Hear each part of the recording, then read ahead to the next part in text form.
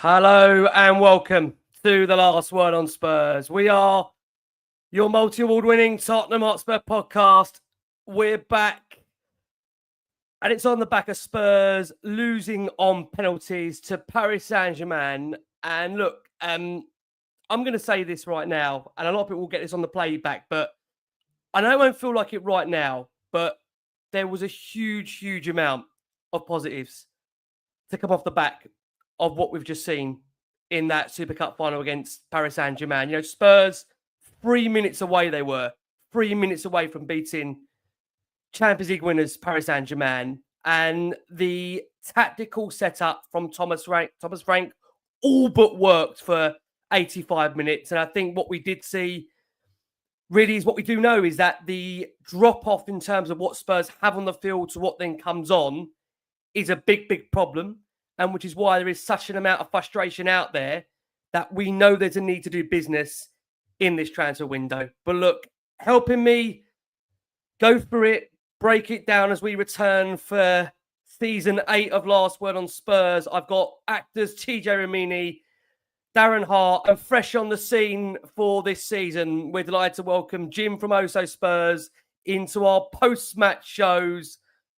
Oh, what a post-match show to make your debut on officially in a competitive season. And thank you so much already for the audience that are building here to reflect on that defeat to PSG.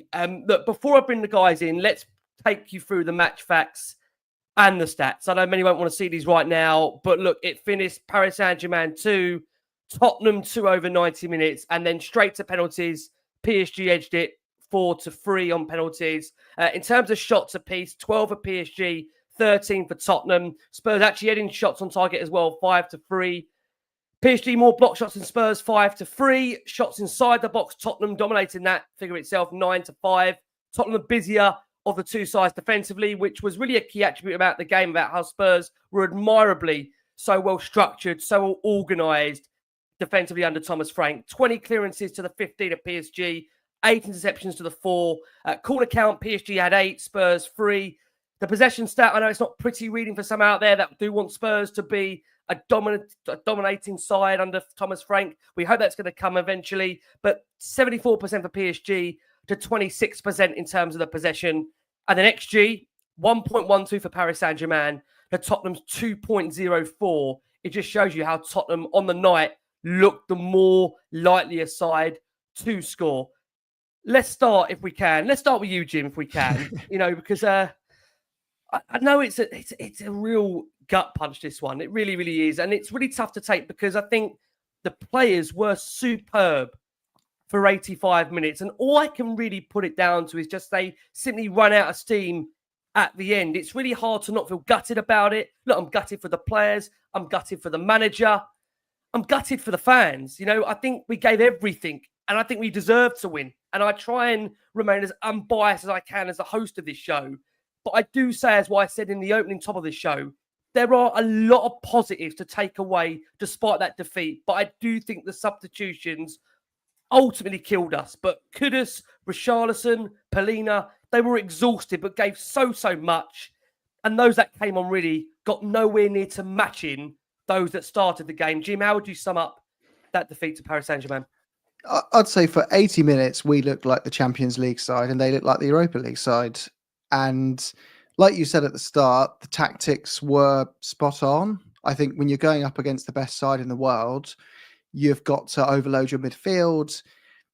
But when we saw that lineup and we saw, gosh, like where's the creativity going to come from? I think we've become so fixated on the whole, we need a 10, which we definitely do, by the way, that we're unable to pass the ball forward without one.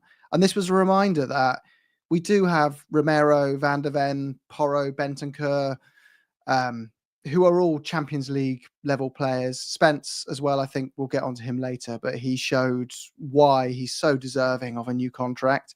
And then other good players like Kudus, Vicario, Bergvall, Paulinho, Danso, Sarr, big shout out to him.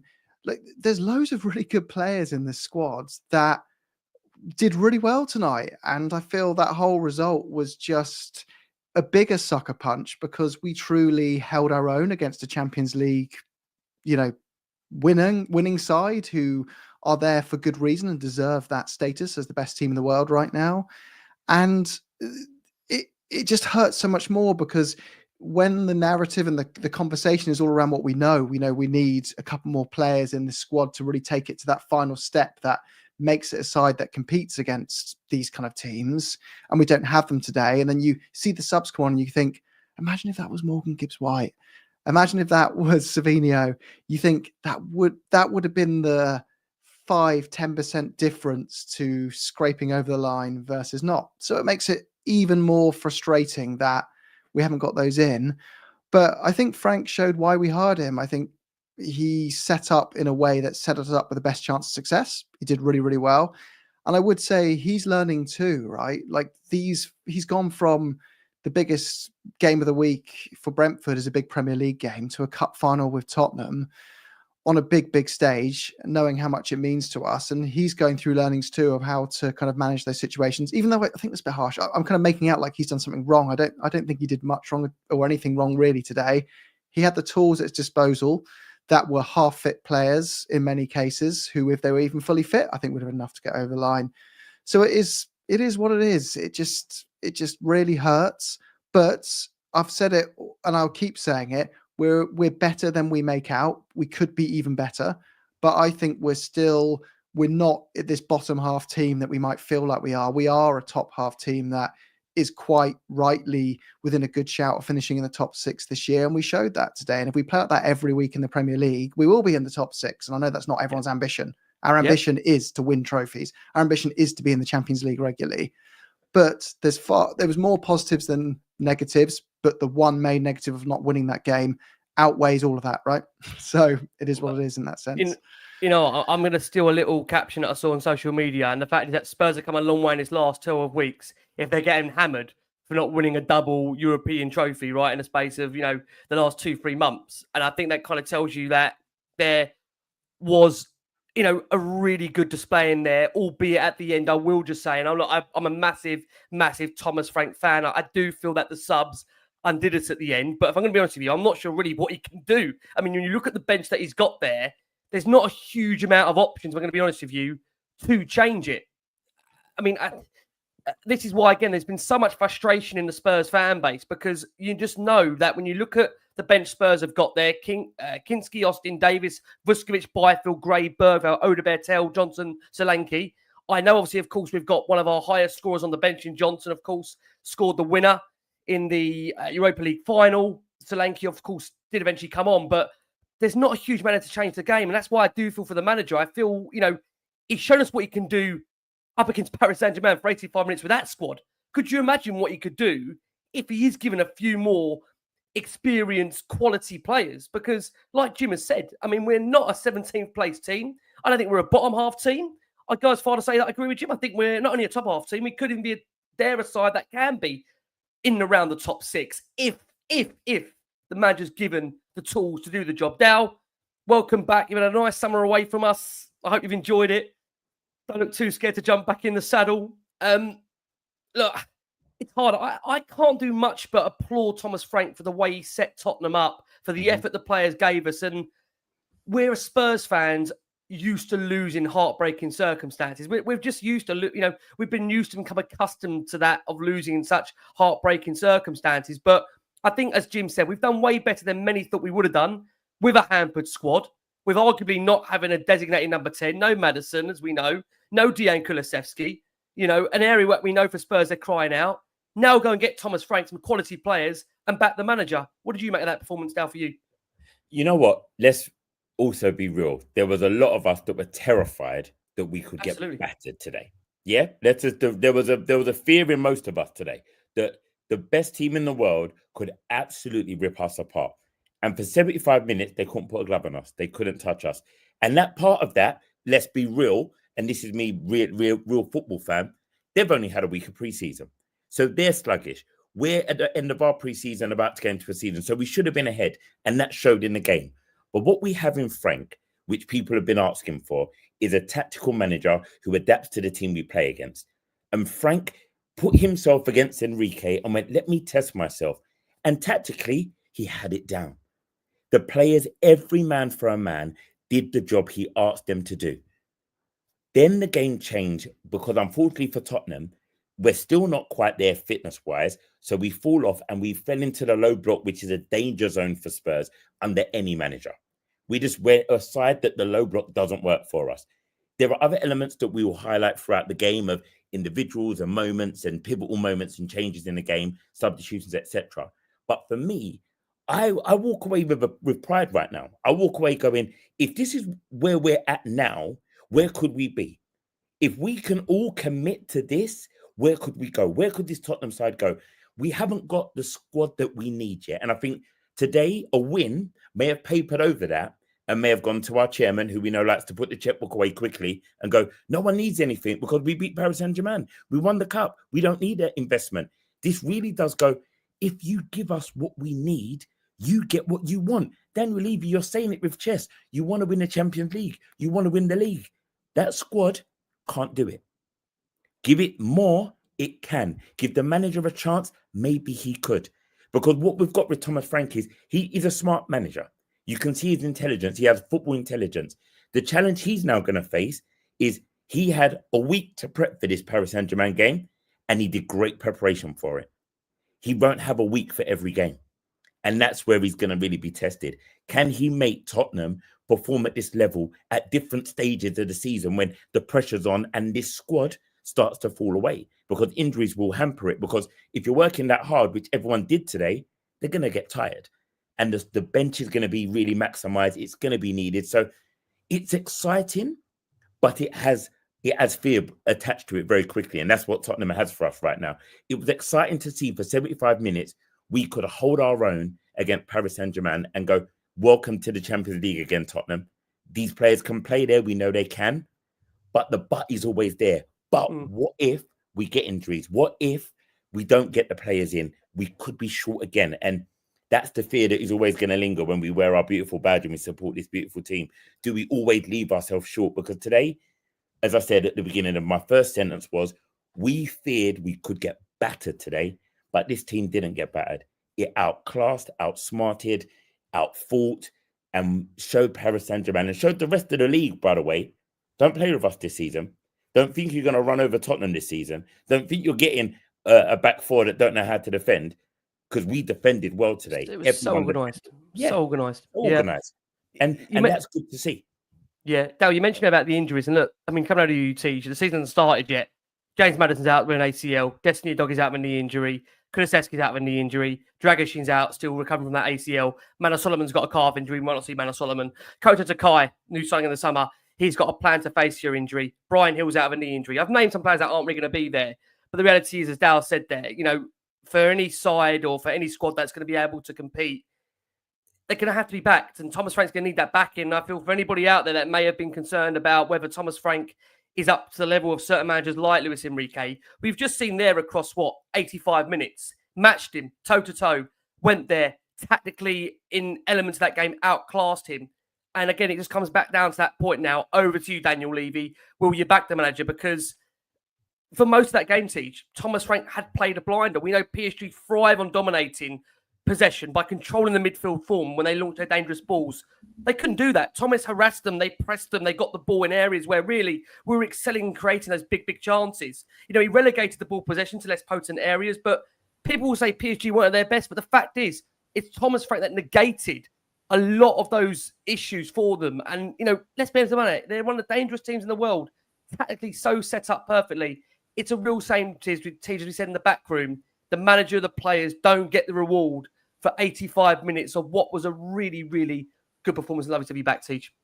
Lovely to be back on the show and with a terrific panel as always. And of course, like you said, Rick, thank you to the viewers and the listeners who've stayed up late, back in England. And I know that this show is watched all over the world. So thank you for joining us. Of course, I'm disappointed. You know, we were right there and it would have been such a wonderful, no pun intended, crowning moment for Thomas Frank to mark really his first truly competitive game with a wonderful European trophy. And of course, to have our new captain in Cristian Romero, who was absolutely, I mean, he was just titanic today, wasn't he? He was superb, and to have him lift the trophy and then to bolster all of our spirits.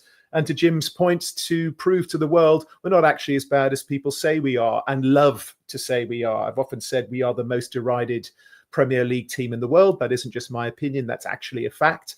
And so, yes, disappointing, but my goodness, like Darren said, we're all imbued with a certain feeling of confidence and pride. And I have little doubt that Premier League teams are going, holy moly, we have underestimated Tottenham. And I really think that they're going to be a very, very difficult team to beat this season. You have to think as well, I've often said this because we've had so many managers coming in and out of the club, that it's very difficult to adapt to a new system. It really is, and a new mentality, a new philosophy, even just a different voice and a different energy. Right, thank you, mate, for joining us in India, 3:45 in the morning. Thank you so much. However, this team under Thomas Frank, it seems to have kind of immediately, like, again, all of us, we were saying on our texts to each other, our chats to each other, the comments here, people sending so many comments to me on X about our structure and our shape. Everybody looks like they just kind of know what to do already. I remember saying that, I think it was after that dreadful Reading performance. But again, just the shape of it, everybody sort of seems to know, well, this is my job under this manager. And I was saying to some of my dear friends back home that even players that we perhaps didn't have that much faith in, like Richie, just seem to really flourish in this system under Thomas Frank. And I'm not saying that Ange wasn't a much-loved manager and wasn't a person that people had great admiration and affection for. But it just seems that for whatever reason, whatever Thomas Frank is trying to impart, they've managed to absorb that immediately and then put it into action. As we've all correctly stated, it was the substitutions that killed us. But again, I don't think you can put that on Thomas Frank either. Mohamed Kudus run himself into the ground, and my goodness, he is electrifying. Mendes didn't fancy him at all. And what I loved as well, to a man, is that we showed PSG no respect, none. It wasn't like we were stepping into the arena with the greatest, most dangerous team in the world. To Jim's point, if you had to pick which one of these teams won the Europa and which one of these teams won the Champions League, it was Tottenham that were on the ascendancy for 85 minutes. So I'm really proud of the display, and I'm excited about what this team is going to look like under Thomas Frank. I mean, Palhinha looked fantastic as well. Like, there were so many positives. Spence, I'm sure we'll go through and we'll talk about all the individuals that are so deserving of our praise. But I think the number one individual that is deserving of our praise is Thomas Frank. Well done for coming in and righting a ship that was really in dire straits, and perhaps cruising us very nicely into some pretty generous waters. I'm excited about the coming season. Yeah, I mean, look, it's, as many that people know this, obviously we record the show literally straight after the game. So, I've always tried my best to try and keep some kind of rationale balance. And it is really hard. I mean, I just feel so much for the players and the manager. Football, as we know, is quite an unforgiving game. And it does feel on this one, it is really unforgiving because what this would have done for the squad ahead of the Burnley game, which I don't want that in any way now to have any adverse effect. It shouldn't do. If anything, really, I hope, Jim, I don't know if you agree, because of the nature of how well we played for the majority of that game, do you think that will give the players even more of a lift going into Burnley? Or do you have any worry the fact that we've gone to penalties, obviously been taken, on this occasion, it doesn't go to extra time, but just the mental exhaustion of that game, does that worry you ahead of Burnley, Jim, or do you just think the players will get a lot from that ahead of the Premier League opener? I don't think the players will lose any faith in Thomas Frank over that. But I think there's obviously a physical tiredness that goes with having played on Wednesday night, flying back Thursday, only having a half training day on Friday, and you're into a game on Saturday. That's difficult. But I'd look at the positives that, based on that situation, I'd like to be playing Burnley at home. And that's exactly what we've got. And even those players, I think that we brought on, that people will see the drop off in from the first team. There's still players that the likes of Burnley would, love in their squads, that they'll be their standout players and they'll build a team around in many cases. So it's not that big a deal in that sense. I feel like this whole game there had a bit of a vibe building up to it where you had groups of fans kind of who are still not really fully sure on the decision to move on to Frank, and some people wanted to stick with what we had before. And therefore, it's an opportunity to say, if we'd had that mentality of the last guy, we'd have won this. And other people will go, wait, we'd have been 5-0 down if we'd had the last guy. And then that kind of proverbial loop goes on. And then there's all these kind of, they're insinuating comments. It's like the tactics, the mentality. I don't think we should look at it like that. I think we should look at it as we've got a good squad of players here with a forward-thinking manager who's willing to learn as well. We often look at these managers and we go, this is them at the peak of their powers. No, it's not. Like, these guys are in their positions because they're so driven and determined to improve all the time that they'll be looking at themselves in the mirror harder than we're looking at them on their TV screens. And Thomas Frank will take lessons from that. And this is a big one for him. What an opportunity for him to go straight into a cup final, feel that heat, feel that pressure for the first time. He'll go into it the second time calmer with a different game plan. I don't put any of it on him. I'm kind of implying that this was somehow on him. I think the difference today was the fact that Paris Saint-Germain have 25 players, probably all on over 100 grand a week, who are on those salaries because they can pull something out of nothing. Yeah. And that first goal was just one of those moments. That's why you pay the money for that kind of player, because they can just whip it in so perfectly out of nothing and change a game and turn it on its head. But when we're Spurs, we try combat those sides through having a squad that can consistently outperform them across a pitch with tactics and just kind of mentality or whatever it is. But look, we just didn't have the personnel, I think, to get it up. If you'd given Frank that squad today, we'd have won that game. If we'd swapped squads, we'd have won the game. Obviously, Enrique had the easier job today than Thomas Frank. I thought the players are brilliant. And overall, I think we can take more positives than negatives. If we'd gone on to win that at a penalty shootout, the narrative would be very different. We'd be all saying, oh my words, this team's so much better than we thought. We're just one or two players away from a top 4 challenge here. We could build something really, really special. Let's go. But it's just a deflating feeling of defeat. That's not Frank's fault, but the hangover from other managers always failing at the final hurdle has rubbed off on us here. And then it's kind of given Frank, I think, a bit of an unfair perception that he's also in that camp. And we know it wasn't always the manager's fault as well. So look, I know it feels a bit like people use the word copium to look for the positives in amongst a defeat because we've been here so many times before. Yep. But I truly feel that there's far more positives than negatives to take away from that today.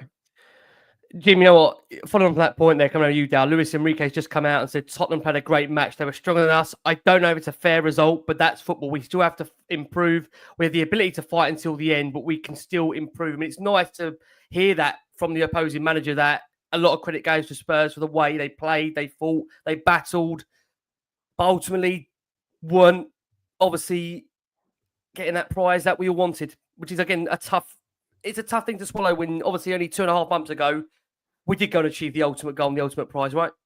And let's remember that. Let's remember that. We are winners.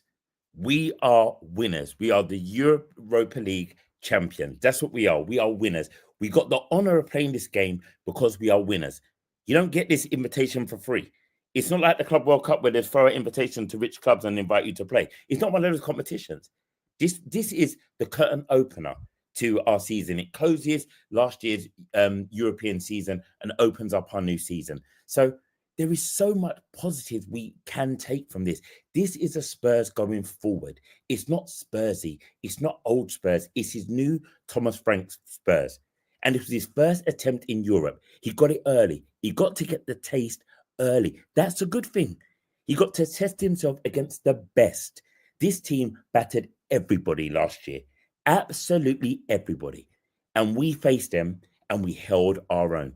Tactically held our own. This gives the manager confidence. As we've just said, Richard beautifully said, now he's going to grow. He's going to go, yes, I can do this. Now let me focus. Okay, last 10, 15, it fell off. Okay, why did it fall off? Okay, maybe my substitutions weren't right. Maybe I didn't do X, Y. They're analysing like we're analysing. But this is great to do it now, not 4th game into the Champions League when we're struggling. He's doing it early. He's setting himself up early. The camp is setting itself up early.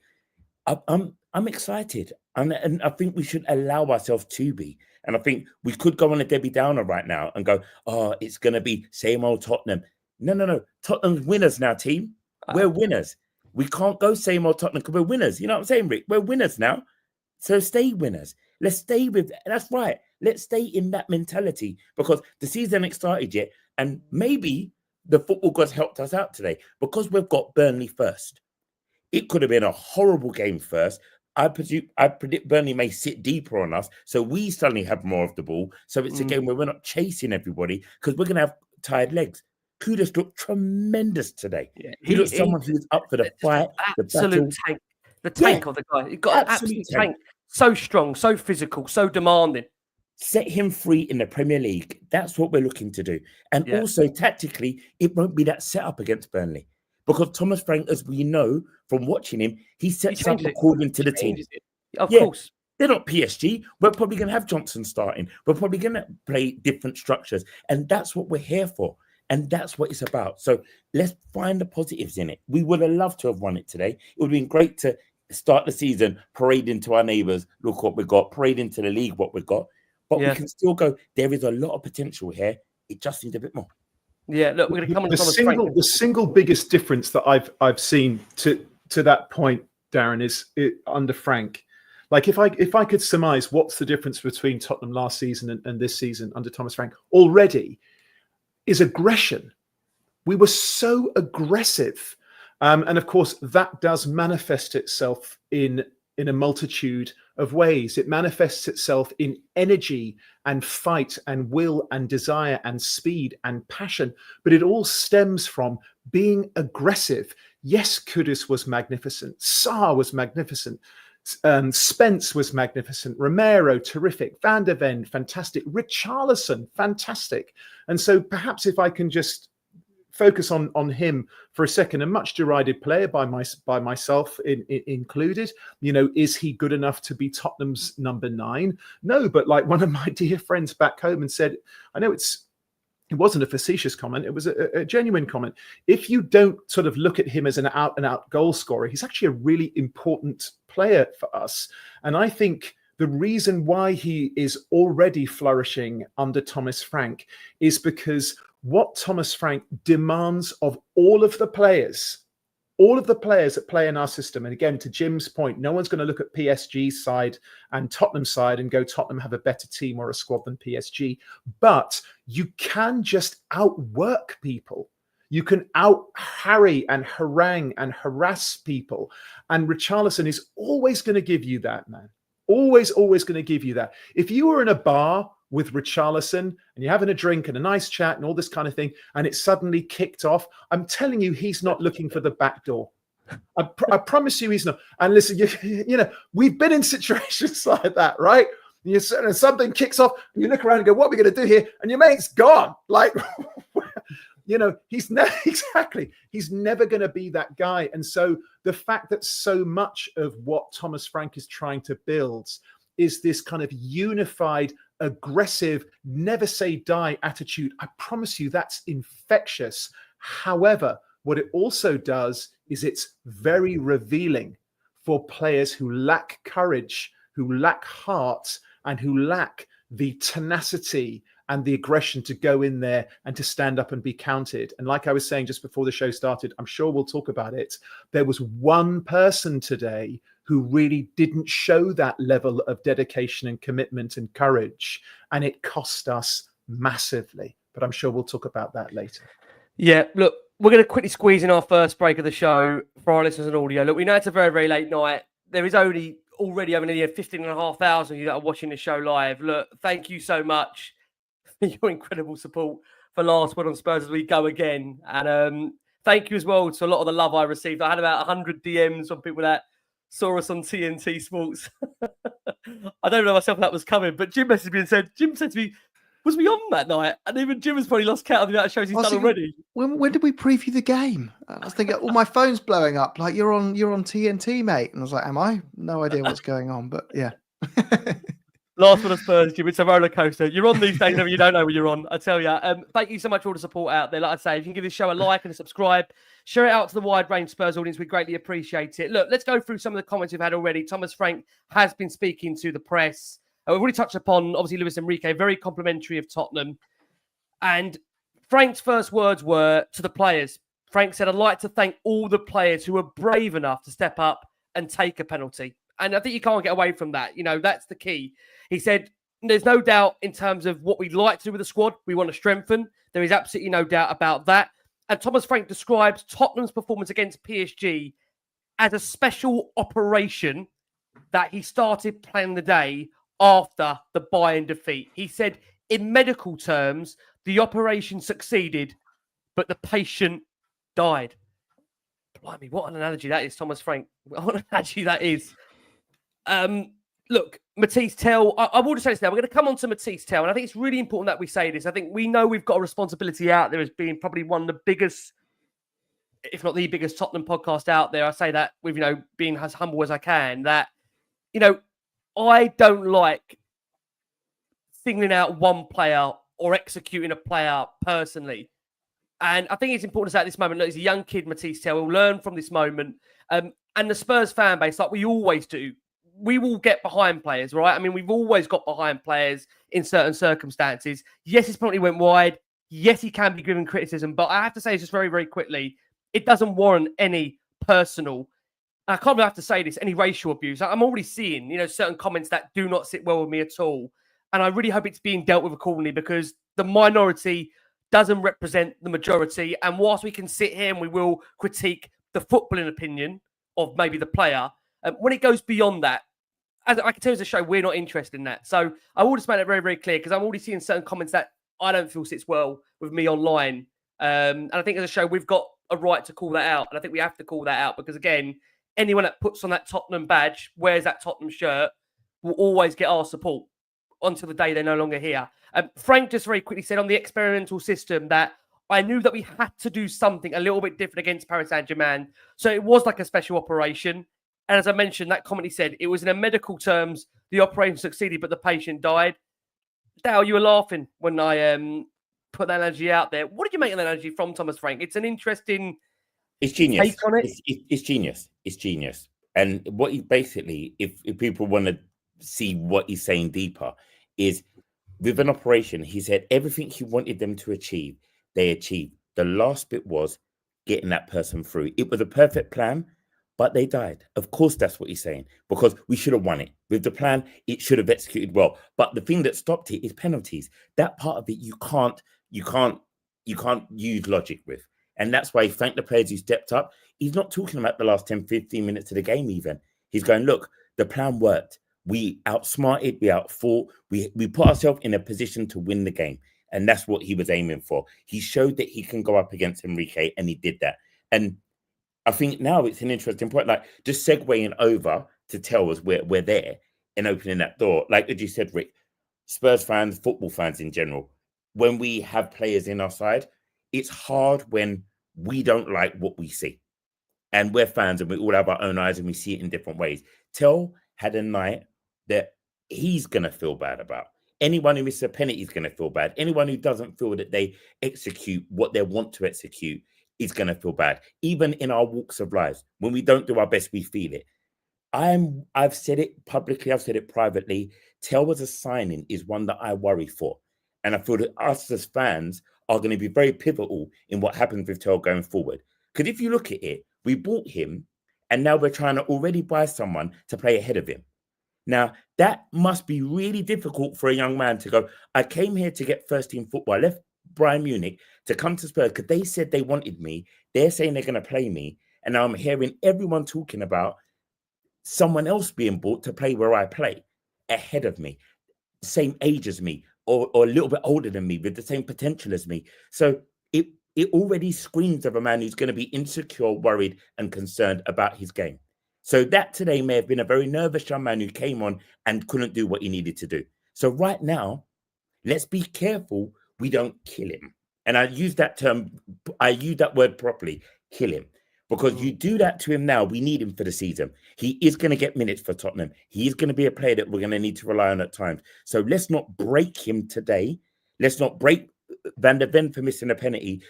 We can critique him, but let's not kill him. Let's not break him. That's not fair. I think that's the thing, right? I mean, we're only just getting going here. We are. I mean, the thing about I will say about last one Spurs, and maybe it's again, I ain't going to say this. I think we've got the greatest guests on the show, right? I think you know the people that we've got on this show. I think are great for their football opinions. They're great value what they bring to the show, and. They'll flatter me. Stop flattering me. Stop flattering me. It's honestly, and for me, I just think we all know we've got a responsibility when we come on here with the audience size that we get to be very careful in terms of what we do say, and so it's given out in the right manner. And look, we are going to most certainly, I'm going to most certainly have critiques on Tell's performance, as TJ's well said earlier, and we are going to debate that, and there's nothing wrong with that, But I think when it crosses that line, that's where I feel uncomfortable with it, and I'm sure we all do. I know we do. I know we all, because I know you guys. I know you all. So look, we'll turn our attention back to the game itself. Like I say, I mean, there's still a lot of compliments coming in from Luis Enrique for Thomas Frank and Tottenham. He said Tottenham deserves so much more. They play better than us, and football is just sometimes really unfair. And he said, look, I'm happy for that, but I must say it was unfair. I mean, so honest. I mean, listen, it's easy being honest when you've won. I mean, look, I'm sure if that result didn't go well, you might be getting a completely different Luis Enrique. But the Enrique we're getting is someone that is very humble and recognises that Tottenham on the night deserves so much more, because you could see that, and it was evident over that 85 minutes. I'm going to take us back, if I can, to the starting 11, which again was going to be highly debated for this one, most certainly. And in case people weren't wondering, Daniel Levy wasn't in attendance for this game. The notion of what is going around is that Daniel had a pre-engagement to attend where his daughter is starting university in the US, and that is why Daniel couldn't be in attendance for the game. I will also bring to your attention, there is people out there that are suggesting Daniel Levy wasn't there because he is in a certain other part of the world, maybe trying to tie up, if not 1-2 deals for Tottenham. That's what's on the grapevine. And listen, we'll see if those do come to fruition, of course, in the coming days. But in terms of Tottenham's team and the way they lined up, I do want to say that Ven and Cristian was in attendance, as was Fabio Paratici in his most animated self, that spent a lot of the time, for those that weren't aware, on the old blower. He was on the phone for a lot of the time during the game. So was Johan Langer in attendance as well. So there was a lot of the Spurs, you'd say, hierarchy, board members in attendance. But Thomas Frank named what for him was going to be arguably his strongest side, what he could put out, given, like I said earlier, the nature of the injuries that have been sustained so far. He did have Dominic Solanke back and available from the bench, while João Palhinha made his first competitive start for the club after playing 45 minutes in that defeat to Bayern Munich alongside Rodrigo Bentancur. He utilised the back three for the first time this summer in order to counter PSG's attacking quality. That meant a start for Kevin Danso alongside Cristian Romero and Micky van der Ven, and a great also a moment for 16-year-old Janai Byfield, who was amongst the Spurs sub. So the Tottenham team read Vicario, Danso, Romero, Van der Ven, Porro, Bentancur, Palhinha, Spence, Sarr, Kudus, Richarlison, with a bench of Kinski, Austin, Davis, Vuskovic, Byfield, Gray, Burvell, Odegaard, Johnson, Tel, Solanke. Jim, I'll come to you. I know a lot of people before the game, maybe the back three threw them by surprise. Did it throw you by surprise that we went for a back three, Jim? It didn't throw me by surprise in the sense I thought Frank was going to set up defensively and go on the counter in the way that a lot of people asked us to do over last season when you come up against a better side, or in a big game. They said, I think what plan B meant in people's minds was, can Spurs play as the low block for once, and can Spurs do what other teams are doing to us in reverse? And when I saw that lineup, I thought, that's what we're going to do today. But what I really enjoyed was, and it matches up with what Frank said, he likes to attack.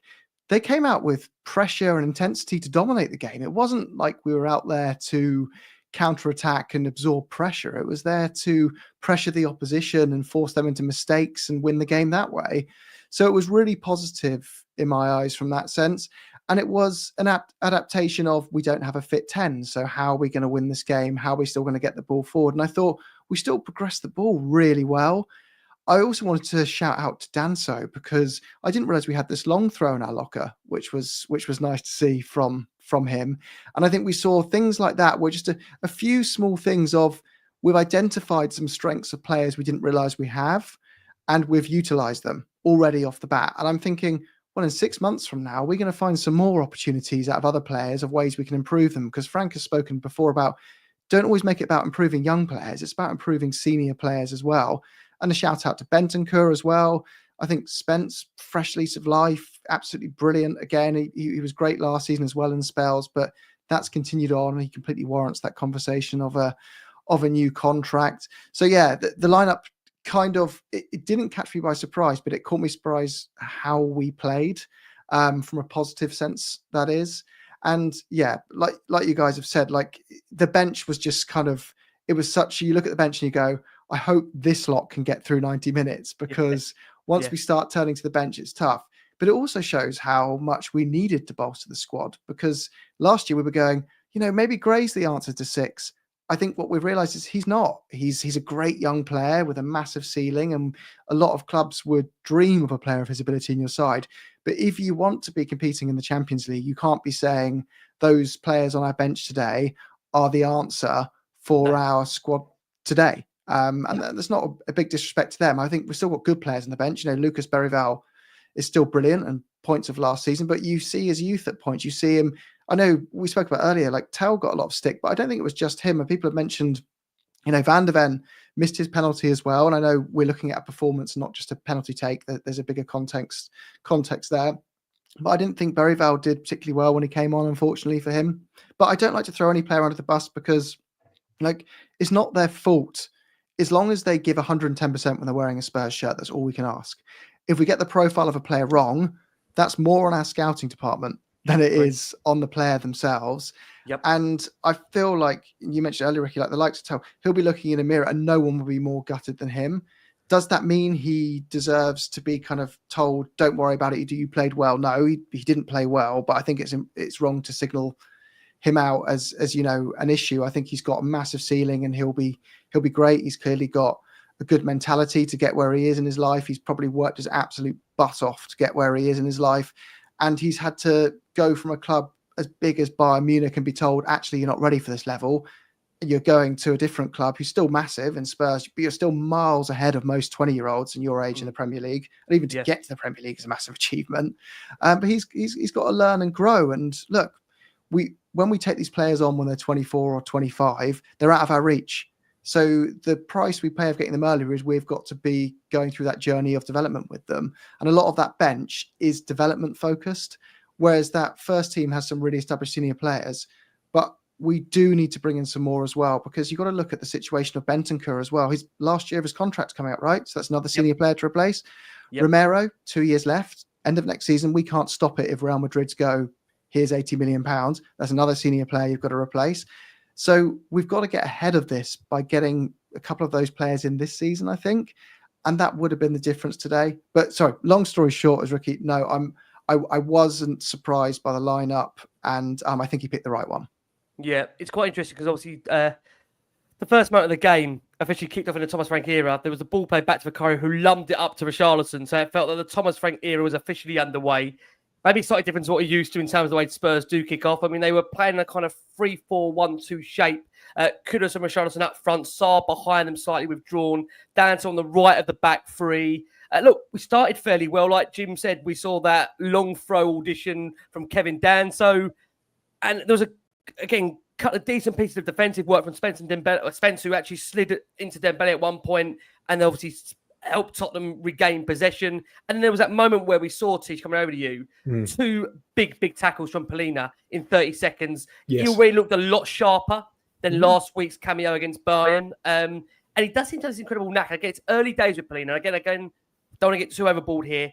He's to have that really good knack of being able not only to win the tackle, but when he's actually not first to the ball. I don't know if that's because he's got top-notch reactions to the extra touch from the attacker, or a brilliant anticipation of where the ball will go. But ultimately, it's a hugely useful tool to have when, if you're not going to be first to the ball, if you can still win it, that's tool's tremendous, right, for us, Teach? Absolutely. I mean, listen, he's very strong, both physically and mentally, and also he's just very well balanced.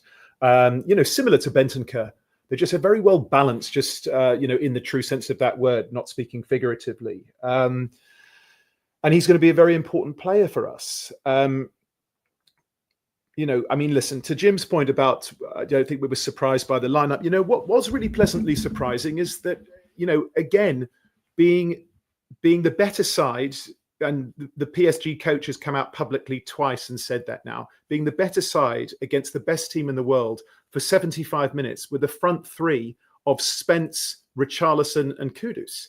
I mean, that's really, really, it's so encouraging. And again, I think what Thomas Frank brings us, like I said, I just did a whole big spiel about how important aggression is, and then what the byproducts of aggression bring with speed and tenacity and desire and commitment. And again, as far as winning fans over, that's really all it takes.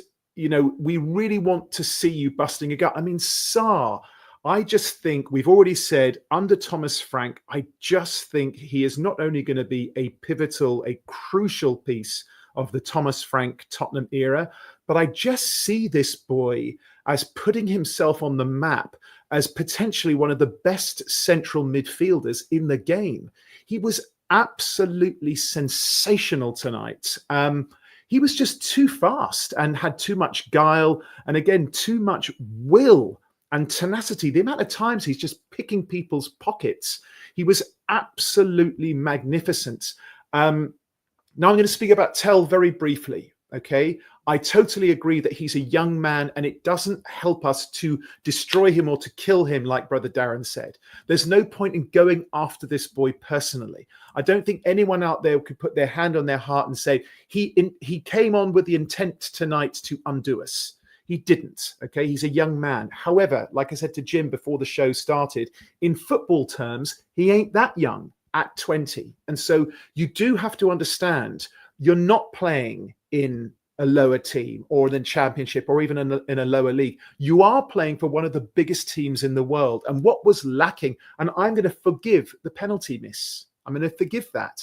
If he is lambasted for missing a penalty, well, why isn't Micky van de Ven lambasted? I don't begrudge either of them for missing a penalty. However, what I do take exception to is it just looked like a lack of will and tenacity and energy. Of course, you have huge boots to fill when Kudus comes off the pitch, right? So what you can say to yourself, because this is a mental decision, and I speak about this all the time, this is a mental decision. You can say to yourself, before I come onto the pitch, because you're coming on, you're standing on the sideline, the guy's got your number ready, you can say to yourself, I'm going to absolutely kill myself from the moment I get on till the final whistle. It'll probably be about 15 minutes, and I will destroy myself. I will spend the next few days in an ice bar thinking, my legs, my legs, my legs. And I just didn't see that. And that's all I'm going to say about him. Okay? You must show that level of commitment if you are wearing this beautiful shirt and badge that we hold so dear. And that's it. They make mistakes, and I think that's all that needs to be said about it. I think that's fair, T. Again, we said it, not a good cameo. He lost the ball on the edge of his own box, lost the ball a few times, and then sent his penalty wide. Again, not a great cameo. And I think we'd be remiss here to try and say anything but that, because that was honestly the reality of the performance. We can only There's really no more that needs to be said. Rick. That's it. That's the reality of it. We all saw it. We all know it. But there's no point in breaking him down. He is a Tottenham player. And let me throw this out there, gang. And again, this isn't just TJ always manages to find the silver lining. Sarr has already improved under Thomas Frank, right? Spence already looks like he's improved under Thomas Frank. Thomas Frank and Cochrane and his entire training staff have a reputation for turning promising young talent into sensational young talent. So let's hope that he will work his magic on Berval, on Archie Gray, on Matisse Tell. And then all of a sudden, this lightweight squad, both figuratively and literally, suddenly looks like a young, hungry, dynamic team that could really help us out when we need them. And that's real Tottenham fans. That isn't me going, let's cut the kid a break. I was very hard on him, and I will be hard on anyone who doesn't try their very best.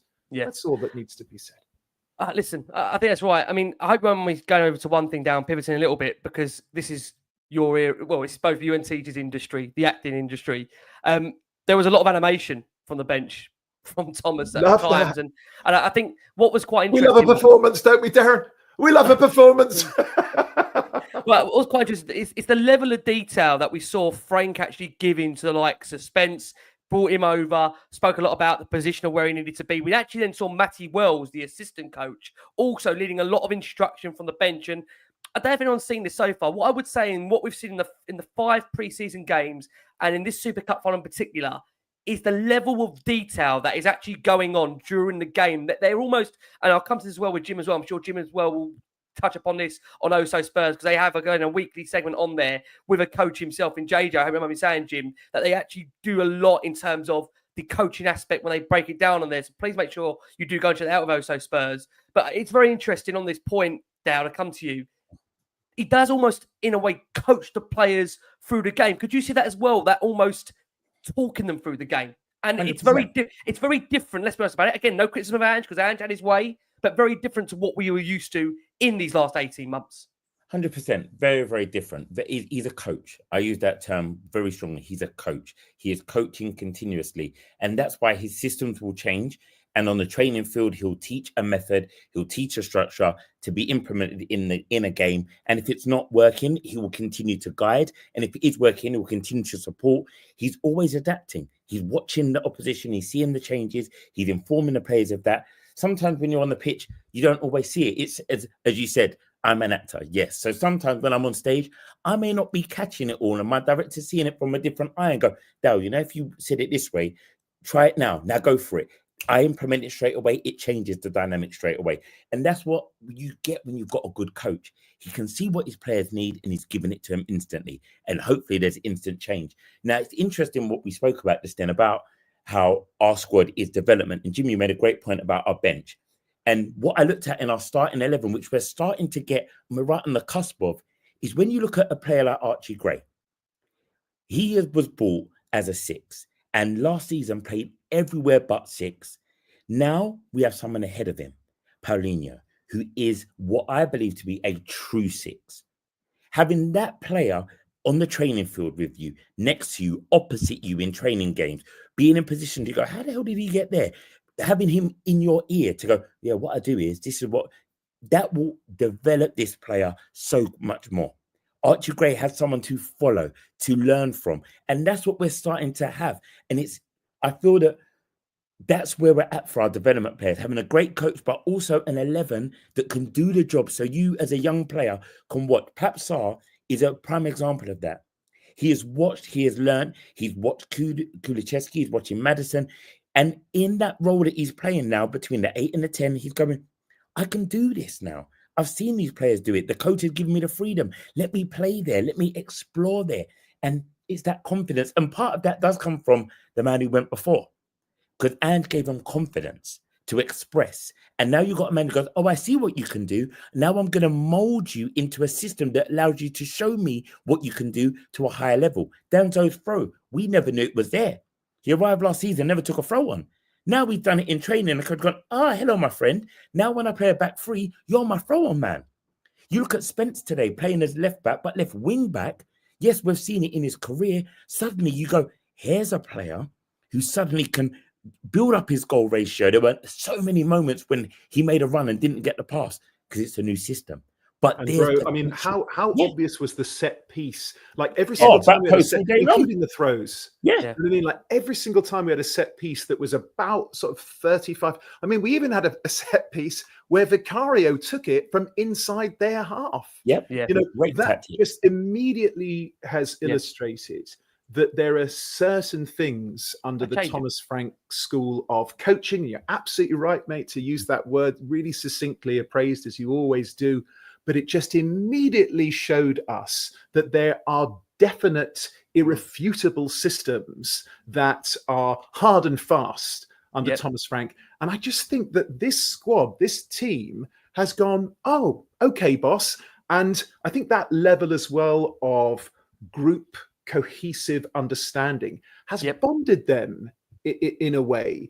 It didn't look like a team that have only been playing together for a short amount of time. And again, still a lot of these guys are pretty new to each other, but they looked really, didn't they, Rick? Just 100% they agree. really kind of connected and unified. It looked like You were talking about the pride that you felt. Yeah. I think a lot of it comes from that, when they play for each other with great will. And so again, the drop off from that, so if the intent and the will and the tenacity and the commitment is there, you have to come in or even go above. If you drop a little below, we're all going to notice you. The greatest compliment I can pay them, they look like a team. And it's crazy when you say that, because they've played that's it. 5-6 times together, and they've not even played the cohesive 11. Let's come on to, you mentioned about set pieces there. Let's come to you, Jim. Let's talk about the goal. It's hard because you want it to count for so much more than what it has inevitably ended up being. But it was, again, a great moment, and it's come from the training ground. You can see that it's been worked on, and it, again, was finished really well from Van de Ven. It was actually a great save in the build-up, you have to say, from the goalkeeper, who, to be fair, look, not Donnarumma, it's their second choice, and to be fair to him, he had an excellent game. He really, really did. But, yeah, I mean, look, this set piece does the trick for Tottenham. It's the first competitive goal of the Thomas Frank era. Romero gets the flick on, Polina hits the bar, Van de Ven is there to slide home. It sparks wild scenes of celebration. And of course, as I said, Jim, it comes from a set piece. And clearly one, I'm sure you agree, Jim, it's like they've been working on, right? Yeah, it was, let's not forget, we hit the bar twice and the post once. So it's one of those other days where you're 3-0 up and it's over. But I feel like, just to finish off the old, kind of comparing the old with the new, I feel like Ange's whole philosophy was built around breaking the system. Like if he was training a boxer, he'd kind of go like, right, I'm going to teach you how to perfect the knockout punch, and that's all we're going to do. And when we get that right, no matter how much someone focuses on their technique and the game plan, we'll just punch through it. Whereas Frank is about perfecting what he knows works. It's about perfecting a system. And that's what we saw today. It was all about, back to fundamentals. Like, what is a structured setup in a set piece? What does it look like? Who needs to be where? Which of our players exploit the weaknesses of the opposition? Let's marry them up together, and let's make sure that we're exploiting every marginal game we can at every opportunity. And it did really show. And I even thought Van de Ven, as an example, was a great one to talk about now because he scored the goal. But I thought we saw Van de Ven taking on a different role to what we saw last year. Van de Ven was brilliant last year, but I feel like he was brought in as much for his ability and pace to handle a counter-attack. Whereas today, he felt like a kind of quite a measured, all-round centre-back that was there for other reasons, and he wasn't really there for his pace anymore, which was new to me. And hopefully that means, by the way, his hamstrings can stay intact better over the course of a season. But yeah, it was very clear. It was that there was that scene where Frank runs out with that, plastic tactics board of all the icons on and rallies them all over and starts showing them that's the image right there. That I thought that was the moment I was like, this is just such a different kind of approach to a game to have seen before. And that's, again, it's not to diss the previous manager, that there's strengths to having the other approach as well in certain situations. But those paid off for Frank. They worked. They resulted in 2 goals, and they nearly saw us through to a cup. So yeah, I could see it in abundance, and I thought the first goal was spot on. You were thinking, this is a manager who's gone, I don't have a 10. I'm not going to worry about it. I can win this through other means, and I can win it because I've got brilliant centre-backs. Whenever you ask Spurs fans to go, who are our best players? Do we have any world-class players? 2 of the first names that come out of people's mouths are Van de Ven and Romero, yet people associate Tottenham with not having a very good defence. And I think Frank's gone, well, if they are my best players, I'm not just going to use them defending, I'm going to use them going forward as well.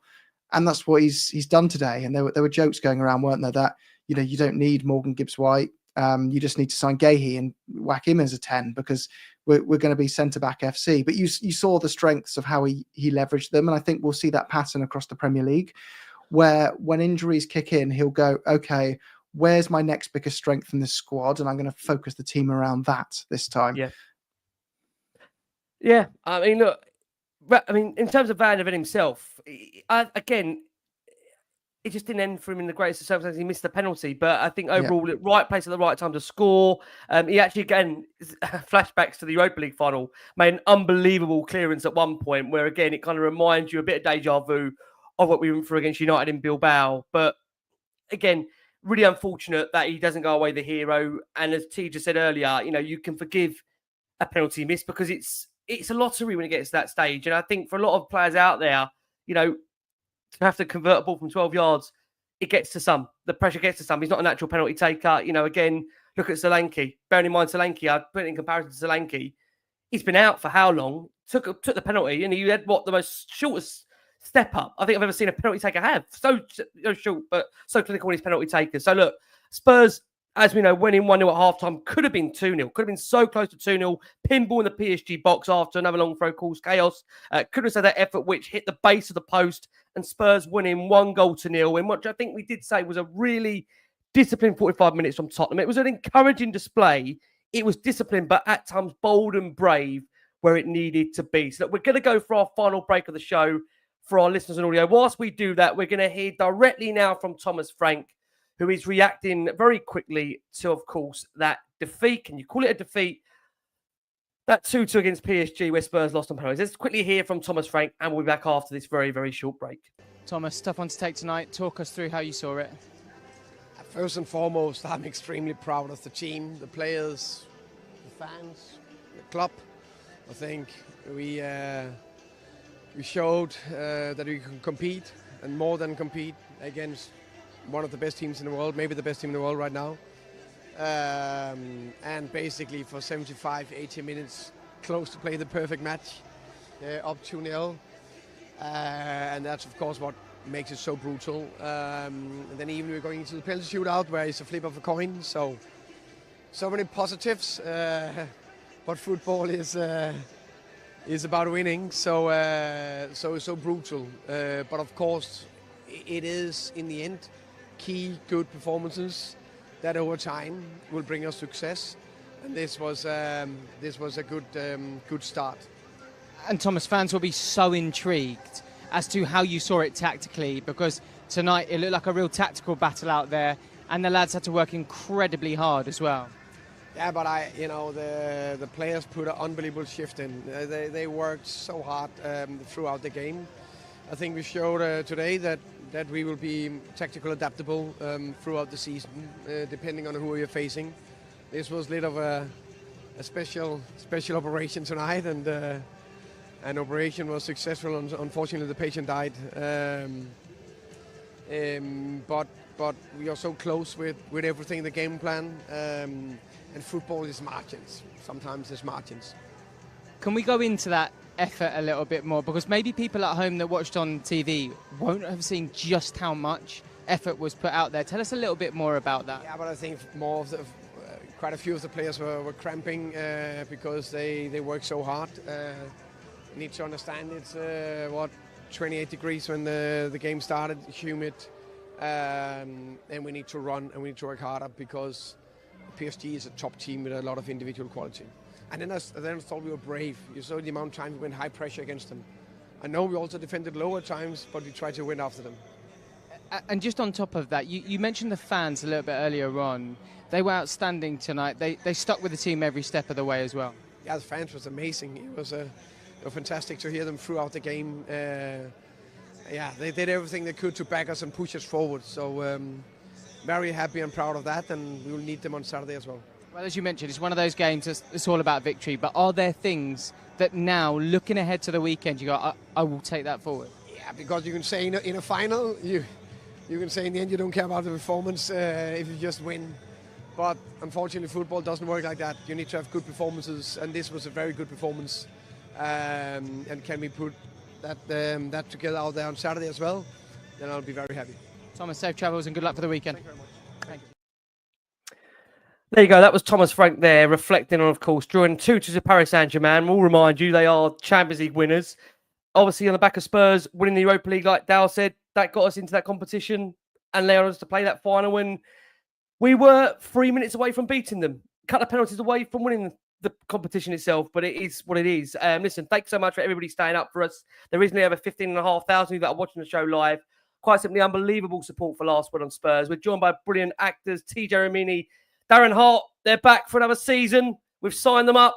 We've locked them away. We've got them locked down. And we've also brought in He's certainly not drafted him. We're delighted to have Jim from Oso Spurs with us. Please make sure you're checking Jim out. Oso Spurs, some wonderful content over there. Very niche content that I can tell you will not find anywhere else on the internet. It is that good over there. And they've got wonderful interviews with coaches, different aspects of people that you wouldn't imagine you'd find, but you do find it over at Oso Spurs. Please check them out. Please, guys, keep liking, keep subscribing to this show. Also, can I just say, if Darren won't mind me saying this, the Heartman's also got a Tottenham podcast out there now, dropping fortnightly with our dear friend Ricky J. Norwood. Tea Talking Tottenham. The first episode is out, Dal. Yes, mate. Tea Talking Tottenham. We're out. We're launching. We've given you the first episode in its bumps and all. It's our pilot. It's mental. But I'm telling you, it'll be good fun. But just to reassure everybody, I'm not leaving here. I'm always going to be here. Just so we're nice and clear. I just miss Ricky Norwood. We don't get to pod as much together. So we just did one. Just to be with each other. You do realise now, Dal, that was your only chance to get out and you've lost it. I'm not going. I told you. I'm not going. I'm here for the therapy always. The therapy cape is always here for you. Always here.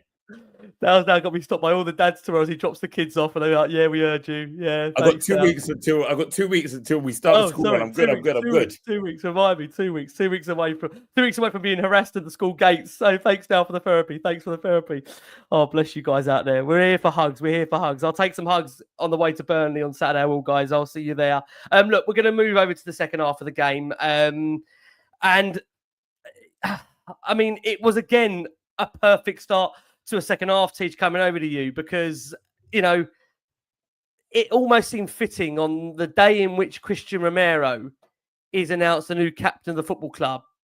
He goes and scores in a moment, again, which was so beautifully done by a set piece. You know, again, there's something about Tottenham, 2 goals from 2 set pieces. It's simple, but it's effective. And it was really well planned from Tottenham and delivered. I mean, what did you make of it at that point, Tej? I would imagine we're 2-0 up, and we are at that point probably in dreamland. We're beating the Champions League finalists, or Champions League winners, should I say. We've just come off the back of winning in Bilbao, and you're thinking to yourselves, this could be 2 trophies in the space of 3 months, Tej. Absolutely. And, you know, we were thoroughly deserving of it. I mean, we were very unfortunate not to go into half-time at 2 or 3-0 up even. And so when the second goal came along, of course, you know, leaping up and down in my living room, as I'm sure people were all over the world. But I wasn't surprised to be 2-0 up. They hadn't, you know, I don't think they registered a shot until about 70, maybe 75 minutes. So, and what a nice way to cap it off. He's so good in the air. He's just one of those guys. It's so hard to get on the end of those. And he just has the ability to do it. Bentancur again was very unfortunate not to score with his head. Actually thought he should have hit the target. Danzo, you know, had another one where he should have hit the target. So we were very good for that 2-0 lead. I know that people are saying, you know, PSG haven't had a preseason and all that kind of thing, and I completely understand that. But again, you can only play against the team that are standing in front of you, and they are the best team in the world, and we made them look very ordinary, whether they still had one flip-flop on or not. And so was really happy for the captain to find the back of the net. And he was so close to taking home another trophy and another final that he just seems to have a propensity of doing on the regular. I tell you what, man, as far as Romero goes, I think we'll get to another final this coming season, having seen how we just played. I do think that. And I just don't see this man going home with a second place medal again. I just think that he's such a leader. And again, that level of leader are born. There's no one who makes them or encourages them. You are born that way. And he's one of those. And so I do think that if and when we get to a final this season, we take it home, just because, again, that level of belief is so infectious, especially amongst the younger lads. And you can really breathe a different sense of confidence and commitment into a young player when it comes from your captain who's standing alongside you rather than from your coach who's standing on the sideline. Yeah, I mean, look, that point, we're 2-0 up, we're flying, we're getting very, very excited. I will just say there's actually a great record out there of Argentinians to score in UEFA Cup semi-finals. He joins the likes of Messi, Feldman, Sensini, Aguero, Benenga, Ocampos, Vasquez, and Romero's added to that list. So well done to Cristian Romero on that. And Spurs didn't really finish there. You know, we saw Porro have a curling deflected free kick, just go wide the left-hand post. There was also a great sliding block with Van der Ven also in the mix as well. And there was that feeling, actually, the game was going on in that moment. It just felt PSG were starting to lose their heads a little bit. You know, you could see Pacho and Barcola having earned cheap bookings. Kvaratskhelia, he was just got hacked down by Van der Ven before he was stormed off after being substituted. Archie Gray primed to come on. A lot of, again, that tactics ball, like Jim said, coming out from Thomas Frank, advising what he was asking the players to do. And again, huge noise, I have to say, from the Spurs faithful. They were brilliant on the night, the Spurs fans, and Thomas Frank very much praising of those amazing fans that made that trip, of course, out to Italy. Those who I really feel for, you know, the fans, because again, you know, we go to games in optimism and hope that you want to see the team win. It's devastating when we don't win, but it goes actually back to, I can just say, Vicario makes a great save before the ball does go in the net for offside. But in that moment, to come over to you, Jim, there's an utterly stupendous block from Kevin Danso, and another example of a player that puts his body on the line quite literally. It hits him where it hurts. It hits you where really it's not meant to hit you. But that kind of summed up the dedication, the commitment for the game, for the manager, for the teammates. And that is why you come away from it feeling gutted. We don't go away with the trophy, right, Jim? Because of moments like that from Kevin Danso. Yeah, when he was down the ground, I was like, what's happened to him? And I just saw him, his hand go out and clutch that area of his body where I knew exactly what had happened, and I could feel that pain. We've probably all been there on this panel, being casual football players, but we haven't had to witness it from a world-class player with a 50-mile-an-hour strike or whatever it is. So yeah, he's an example to me of why you don't always need to find the expensive players to improve your squad, and the importance of experience. So you can find these players like him who are absolutely in their prime and they see Spurs as a step up and they're willing to fight for every inch, and they wear that shirt. Like, he gives me vibes of someone like Michael Dawson, who has nothing to do with Spurs growing up. But when he pulls on the shirt, you'd think he was a Spurs fan. You are so proud to be on the pitch as if you're one of us. And from day one, he just got it. You know, some players just get it. They just fit in. Yep. You'll never hear that guy complain, I imagine, over his whole tenure at Spurs. You'll never hear about him being late for training, nothing like that. But there'll be games, it'll be like a North London derby, and he'll be the one who'll put in a crunching tackle in the 91st minute that sees us through on a result. I think he's an excellent signing, and I think he's the type of person we could do with 2 or 3 more. Yeah, he's not going to go and start for a Man City or a Liverpool, but if you're bringing on Kevin Danso type players, in the 80th minute, rather than, throwing on someone who's trying to get these minutes for their, experience levels, it's a very different kind of ball game you're putting yourself in. It's so interesting, Jim. I'm just going to jump in there for a second. Sorry, mate, because he actually reminds me a bit of Konate. Like, talk about he's not going to start for Liverpool. Konate never looked like he was going to be good enough for Liverpool. But again, I know this isn't a Liverpool show, this is a Tottenham show, but he made up for that, slight difference in quality. Obviously, he's playing against arguably the best centre-back right next to him, just with will and tenacity and dedication and commitment. And that's why he's a player that's come in, and every single Tottenham fan on earth has just embraced him because he gives it his all. And of course, now that other player does play for a Liverpool, and I think that Danso is going to get better and better and better. And I'm really excited about seeing him become what I believe will be a world-class centre-back at Tottenham Hotspur. Sorry to interrupt you. No, mate. you're right. It was just in my mind that comparison, and when you mentioned it, I thought I'd jump in. My brother, when I was watching the game, he described certain players as mentality monsters. And like Solanke's so well one. said. That's a great way of putting it. Yeah. They may be at an age where they can't improve anymore, but they will fixate on how they can get better.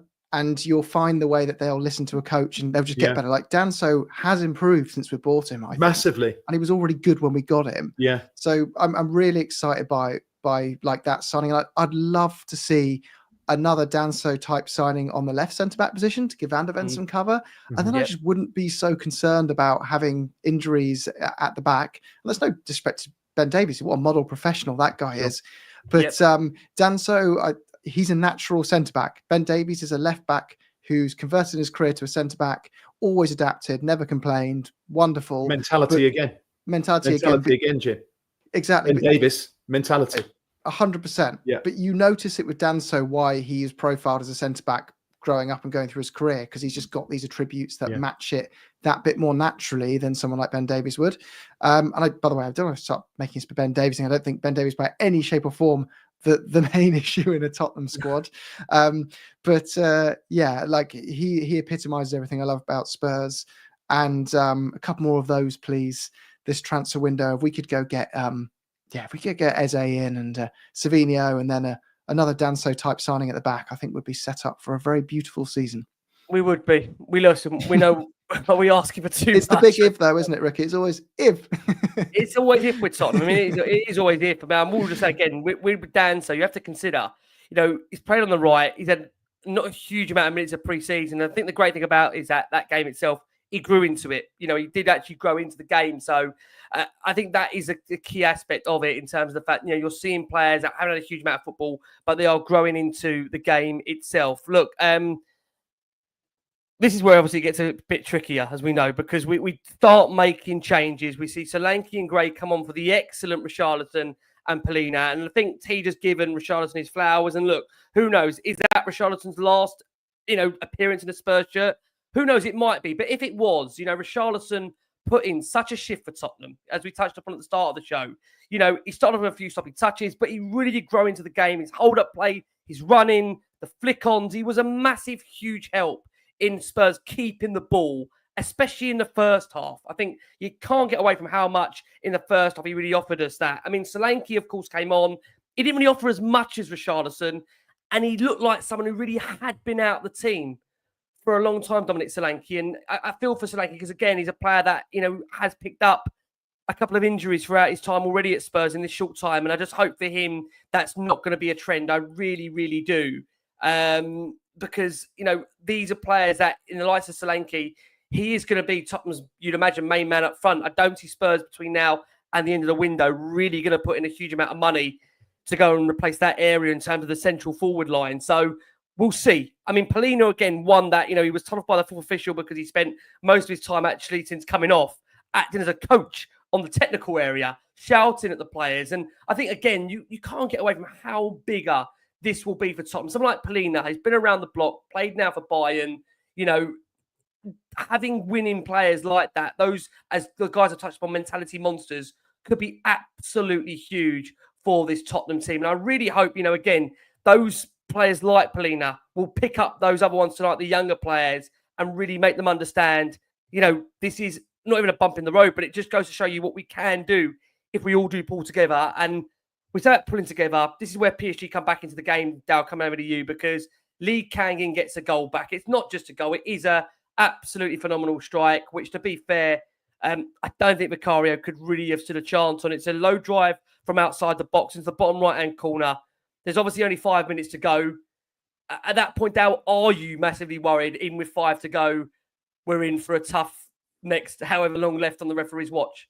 Oh, 100%. I'm sweating. I absolutely was sweating out. Absolutely. Because, as I said, the game had changed by that point, as I said earlier, and we had gone into that low block where everyone's sitting off. And that's why the substitutions, it's hard to then judge the players that come on, because the system had changed when they came on. And we weren't pushing out. We weren't pressing the way we were. When the ball went up, it was reliant on somebody up there to hold on to it for a few seconds just to kill the clock. It wasn't about progressive football, trying to attack or to overlap or anything like that. The game changed. And I think once they got this goal, of course, we fear the worst, because, as I said, these guys are the champions of Europe. They are the world best team right now. On paper, they are phenomenal. They've proved it. So absolutely sweating at this point. And yeah, that's tough. And it wasn't deserved. Before that, they didn't deserve it. And that's why it's harder to swallow and take. I agree. I do agree. And then obviously, of course, Spurs at that point, they decide to make a couple of changes. Bergvall comes on for Pat Matasar, who, again, as we've touched upon, was absolutely superb. Another great performance from Sarr, who is building really on those impressive displays of pre-season today. And unfortunately for Tottenham at that moment, comes the equaliser. And it's heartbreak, Teach, coming over to you, because, again, we look at the nature of the goal itself and where it comes from. And obviously, the first thing you ask yourself is it avoidable? Could we do anything about it? heartbreak, really. Goncalo Ramos nodding across by Dembele deep into stoppage time. Spurs have dealt fairly well with the pressure, but they buckled on that occasion. It was a tight call as Dembele was close to being offside. He wasn't. 2-2, 4 minutes into stoppage time. I mean, at this point, Tej, you can just see the players really, they're dead out on their feet, aren't they? They're dead out on their feet for the ones that have Yes, had to they obviously are. play the Yeah, majority. and I mean, I think, is it avoidable? The second one less so. The first one was definitely avoidable, and that again came from what we'd done so well for 75 minutes, which was closing people down. And again, low block is a term that we've used a lot tonight and heard a lot tonight.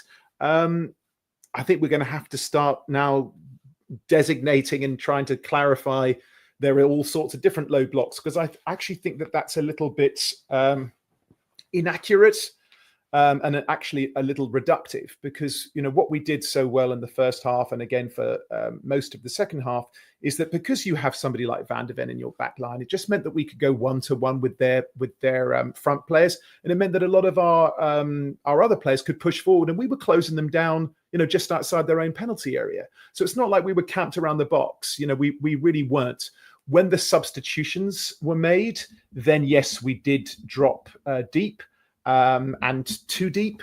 And we just, more importantly than that, we just lost that snap in the tackle. And again, that level of aggression and commitment that I was talking about, that did unfortunately disappear, which was a shame. But we were tired by that point, and the inevitable happened. Yeah, I mean, Jim, just very quickly on the two goals and the nature of them coming in quite quick succession. Will that be a worry for Frank in the way I say the word capitulated, but the way we gave away two goals in very quick succession in comparison, how well we played and defended over that course of the 85 minutes? Would that be a worry to Frank? I think it's more of a worry to us fans than it will be to him. And I don't think he should be worried about it. But the reason we find it as a worry as Spurs fans is we've seen this with Mourinho, Conte, and now Frank. So we have almost PTSD of this just being a Tottenham thing, which obviously doesn't exist. It's just a fictional thing we make up in our heads because we're just so frustrated by seeing it time and time again, always being so close and, never getting quite over the line as often as we should. But I think from Frank's perspective, he'll just look at it as a completely individual thing, right? It's my time as a manager. This has happened once off the bat against the best team in the world. And when you review those goals, especially that first goal, I'm like, that's just a world-class strike and a world-class finish.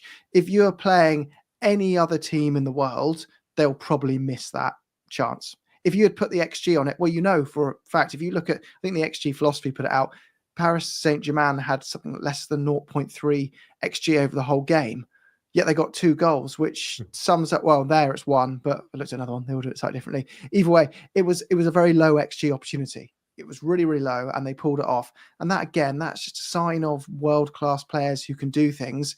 And that's why those clubs are where they are, because they can afford to go, I'm not going to have one of the best players in the world in a certain position. I'm going to have the best, because they can pull off these moments, and they add the value to the squad by being able to get games over the line, even when my tactics aren't on point.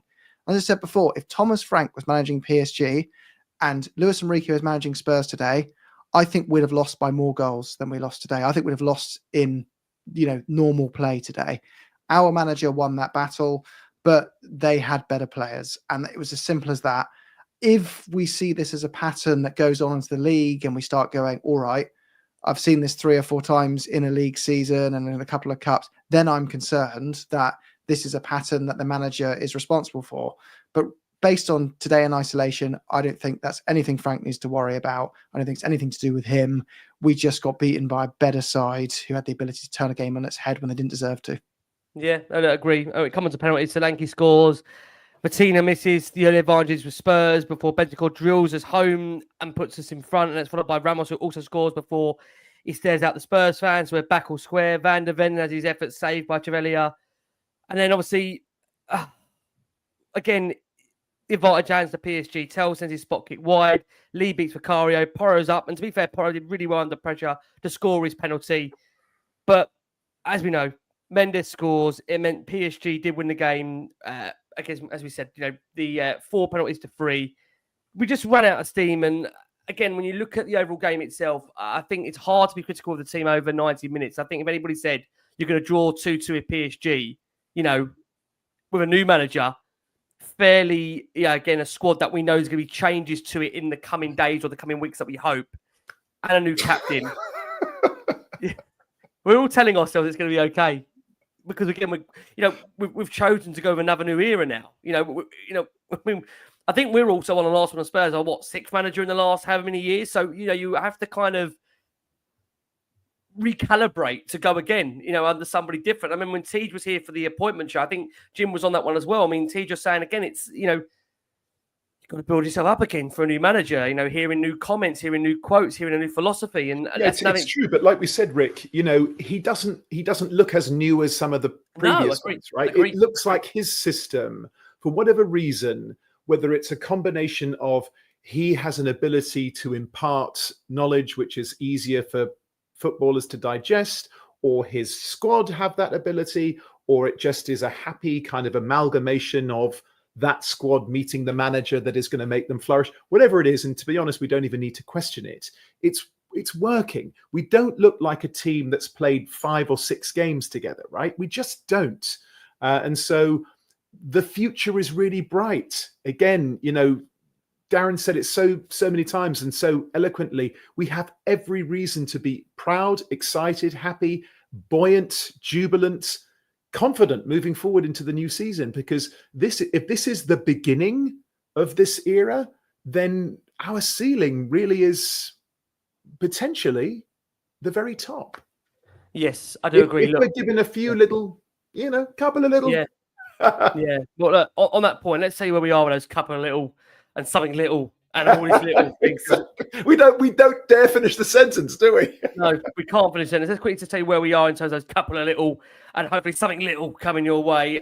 We know Spurs at the moment, it appears all the focus at the moment is going on Eberechi Eze. That appears to be what we're hearing, what we're seeing at the moment with Spurs. And at the moment, the big thing that's coming out is around this whole thing around the fact that Tottenham are at the moment leading the race of Eberechi Eze. He's a less pressing concern for Arsenal right now. That's from David Ornstein, who says Eze was being looked at when there was a possibility of Ethan Nwaneri leaving Arsenal. He, of course, signed a new contract, and it means that Eze is a less pressing concern. The left side is an area that Arsenal are thinking of as a priority, but that mean they'd have to look into departures. So that is why it's difficult in terms of the fact for Arsenal looking at Eze, because they need to sell first before they can buy, which does mean it's more favourable in Tottenham's camp at the moment. But we're always conscious of saying that can change. That can change. And obviously, we've got less than a couple of days now if Tottenham do want to go in for the release clause of Eze, which I believe does expire on Friday. So it's all systems play for Eberechi Eze at the moment. Spurs, we appear, are in the driving seat. But at the moment, just to be clear, haven't got a fee agreed with Palace. And there's nothing to suggest at the moment that is close. We have to be able to say that is the situation. In terms of Savinho, we're hearing suggestions that Tottenham are going to be stepping up their interest again and are set to bid again. Man City are insisting that they are only interested in offers of 50 million and above. Anything else will simply not be entertained. City do need to sell a number of non-homegrown players in order to meet their European quota for the upcoming season. So that is where we are on those two guys. It's very late in the UK. I just want to do one quick thing if I can. I want to quickly just hear, it's a minute clip from Cuti Romero, who is now confirmed as a new Tottenham captain. We want to get those guys' thoughts on that, and then we are going to close the show. Let's quickly hear from Tottenham's new captain. It's been a busy day the last 24 hours. Cuti Romero is Spurs' new captain. Let's quickly hear from Cuti. Thank you. Thank you so much. The first, not like I speak too much with the telecamera, but I'm very happy to be a first captain on the club. It's amazing for me, a big responsibility for me. Nothing changed, always speak with the players for the training. Before the start of the season, also speak a lot with him. He's a good coach, nothing. Thank you for this also. He's 5 seasons here in the club. I'm very, very, very happy to be a first captain of this beautiful club. No, don't like speak too much. It's more go into the train, go into the pitch, and put my 100% in every game like this. For me, it's another big night for the club, for the player, for everyone here. Enjoy this moment. It's football, no? The most important thing is all together always. Yeah, we want to win. We want to win. There you go. That was Cristian Romero. Very quickly, Guy, to close it on that point. New captain, first interview in English. Let's start with you, Dal. Thoughts on that for you? Any real surprise it was Romero? Was that what you was expecting? I think he's the leader. And if we are going to be a bit more of an aggressive side, having that leadership from someone who plays that way naturally is good. But also, it may calm him down as well a little bit. To go, I've got to lead responsibly.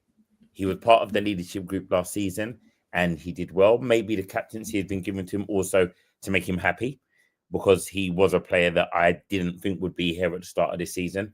He was one that I believed that ran his course with Tottenham and winning the trophy was going to be his farewell and he was going to play for Atletico and get sent off every other week.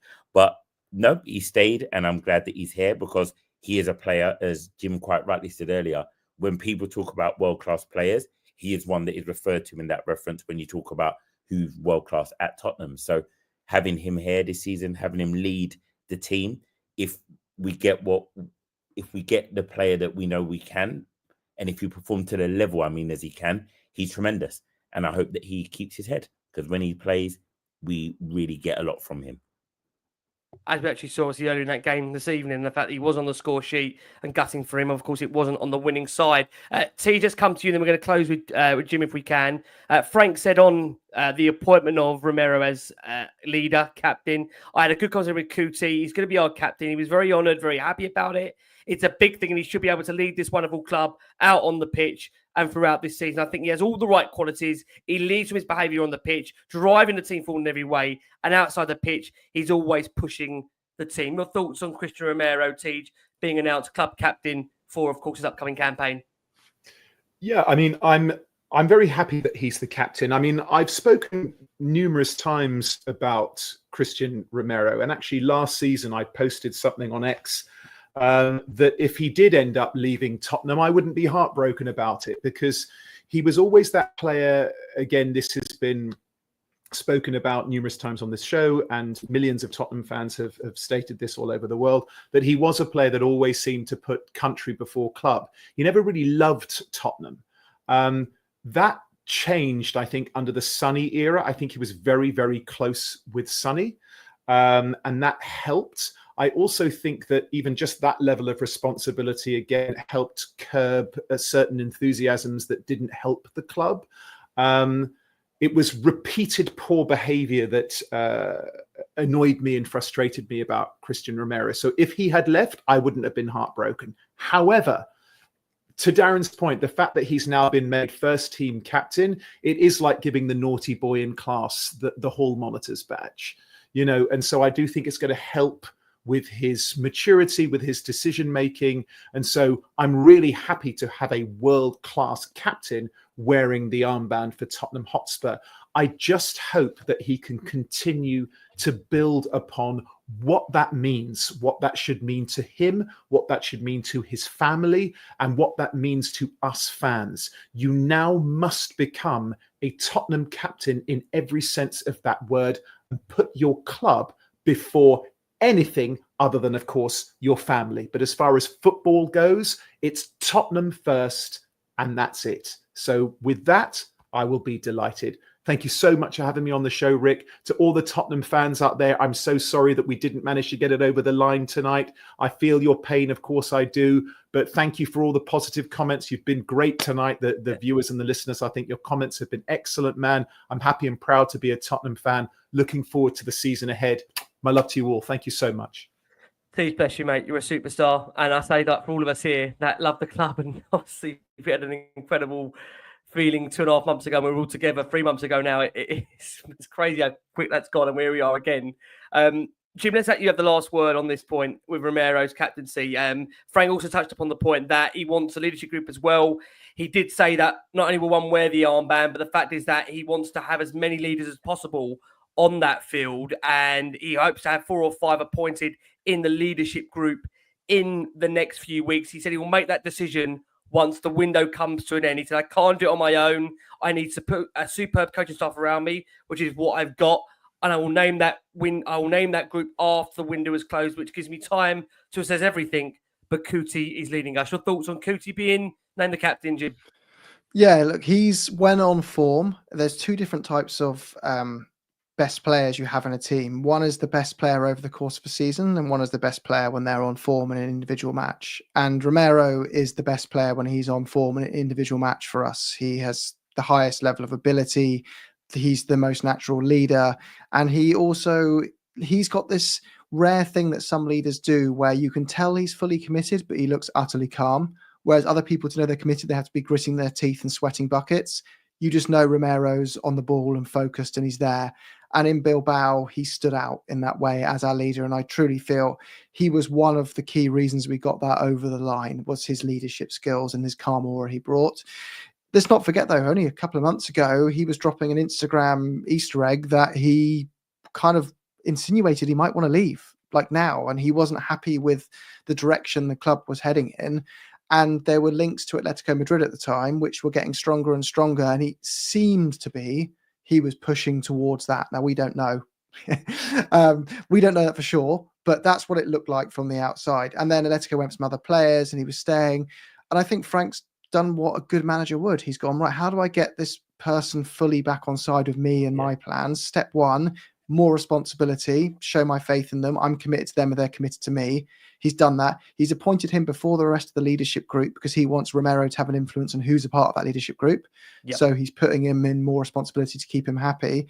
And I think Tottenham's dream goal would be for Romero to sign a new contract. I think there's an outside chance, certainly not a likely chance, but there's an outside chance of that.